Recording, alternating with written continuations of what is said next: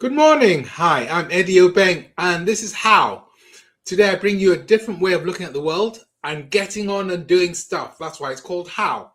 So, how do we actually respond when the world is changing and new technology and new opportunities are coming our way?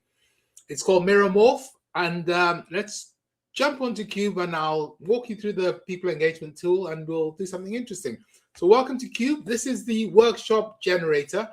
So when you have a traditional workshop or a way of teaching or session, and you want to transform it so it'll work better in VR on QUBE, this is where we bring people. And there's different stages. So this is the add stage where you add stuff in, then you can review what you've done, and there are rules on how to do things. But one day I'll walk you through the workshop generator and explain it properly. Right now, let's just jump to MirrorMorph, which is on this whiteboard frame page over here. So there's a famous artist called Banksy, and the quote for this particular picture is, he says, my wife hates it when I work from home. And obviously he's been painting the bathroom and it looks terrible. But if we take something like the top 10 problems for people working at home, this is the thing people recognize. Everyone knows Zoom fatigue, and so we're struggling with that. But when a new technology comes along, this is the classic way of people experiencing it. Some people go in early, some people actually do it, some people start to work on it, others copy them, and then finally some people get dragged in. This is the typical technology adoption curve. And I'll tell you a personal story from QUBE. Because QUBE is so different, we ended up having a lot of innovators come and we'd spend time with them, but they had no intention of spending any money. Basically, they came to experiment. It was the early adopters and the early majority who were particularly interested in. But there was one group who would always say the same thing. They would say, why haven't I heard of you? And initially, I didn't know how to answer this particular question. But what I realized was that that question told me they were on this side of the curve. And although they thought of themselves as people who were probably very close in and knowing what was going on, they actually didn't really know what was going on. And it's a little bit of what we call a credibility gap.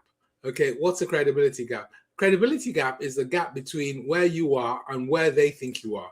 The comment of why haven't I heard of you wasn't about the fact they hadn't heard about it. The real question was, I should know because I know these things. And the reality, of course, was that in terms of productive collaboration, this is what they were hoping for. They probably knew a lot of the platforms and things which were available, but they didn't know about QUBE because we weren't large. When you're looking at innovation, it's unlikely that you would have come across people unless you are one of these innovator types who spend all their time looking for new things. So MirrorMorph is a chance for you to think about where you are, but also for you to respond a bit better to people who are working with you or trying to get past you. So we're talking about the future of work. And MirrorMorph is really holding up a mirror to see how much your transformation is going. And there are two sides to it. One is things which are known to you and things which are not known to you.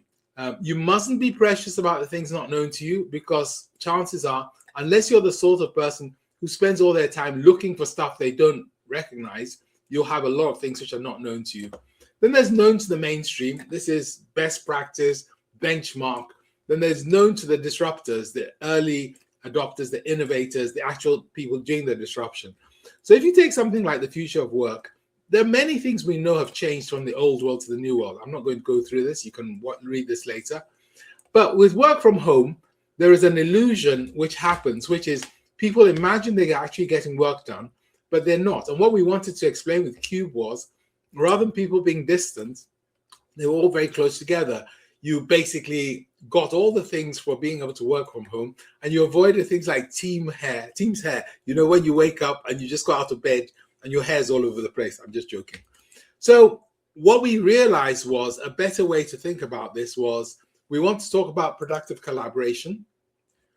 When we deal with people, we ask them what technologies they know. So when they say, why haven't I heard of you?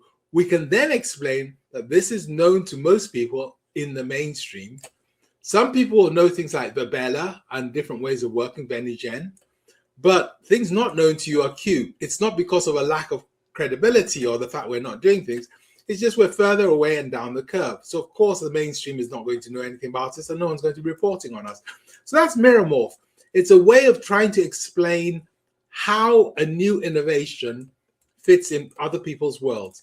If you want more, you can have a look at the book, Who Killed the Spark. You can subscribe to the LinkedIn newsletter. You can go on the YouTube or Spotify channels and get other other podcasts, or you can just look at a quick guide, come again. And that's been MirrorMorph. I'm Eddie Obeng. Thank you.